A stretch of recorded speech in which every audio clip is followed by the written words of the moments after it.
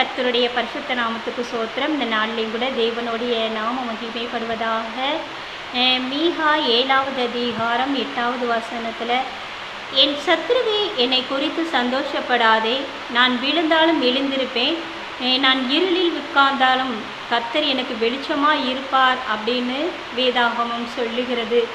ஆம் சகோதரன் சகோதரிகளை, நம்மளுடைய வாழ்க்கையில் நம்ம விழுந்து போன காரியம் அதிகமாய் உண்டு.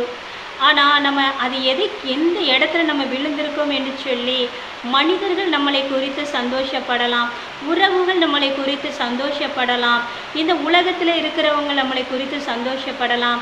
ஆனால் தேவன் நம்மளை குறித்து ஒரு நாளும் என்ன செய்ய மாட்டாங்க. நம்ம விழுந்து போனாலும் தேவன் நம்மளை குறித்து சந்தோஷப்படுகிற தேவனே இல்லை. கர்த்தர் நம்மளை தூக்கி நிறுத்துகிற தேவனாக இருக்கிறாங்க. நம்ம எந்த இடத்துல விழுந்திருக்கிறோம் என்று சொல்லி மனிதர்கள் நம்மளை அற்பமாய் நினைக்கலாம். தேவன் நம்மளை ஒரு நாளும் என்ன செய்ய மாட்டாங்க, அற்பமாய் நினைக்க மாட்டாங்க. கர்த்தர் நம்மளை விழுந்தாலும் தேவன் நம்மளுடைய கைகளை பிடித்து நம்மளை தூக்கி நிறுத்தி நமக்கு என்ன செய்வாங்க, நம்மளுக்கு ஆறுதல் படுத்துகிற தேவனாக தான் நம்மளுடைய வாழ்க்கையில் அவர் ஒரு வெளிச்சமாக தான் நம்மளுடைய வாழ்க்கையில் இருப்பாரே தவிர நம்மளை எந்த நேரத்திலையும் கூட இருளான இடத்துல தேவன் நம்மளை தள்ளி விடுகிற தேவன் அல்ல.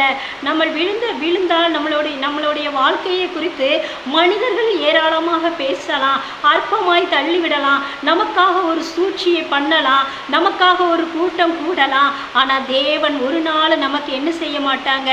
ஆண்டவர் ஒரு நாளும் நம்மளை துக்கப்படுத்தி பார்க்க மாட்டாங்க, வேதனைப்படுத்தி பார்க்க மாட்டாங்க. நம்மளுடைய கண்ணீர்கள் எல்லாவற்றையும் தேவன் அறிந்த தேவன், நம்ம உள்ளான நிலைமைகளை எல்லாவற்றையும் அறிந்த தேவன் நம்மளுடைய வாழ்க்கையை ஆசீர்வதிக்கும் போது நம்ம இருளில் இருந்தாலும் கூட தேவன் நம்மளுடைய வாழ்க்கையில நடத்துகிற காரியத்தில் அவர் போதுமானவராக இருக்கிறார். அதனால எதை குறித்து நீ கவலைப்படாத மகனே, எதை குறித்து நீ கவலைப்படாத மகளே, உன்னுடைய வாழ்க்கையில தேவன் இருக்கிறார் என்று சொல்லி நீ நினைத்துக்கொள். நீ விழுந்தாலும் தேவன் உன் கைகளை பிடித்து அவர் நிறுத்துகிறதற்கு அவர் போதுமானவராய் இருக்கிறார்.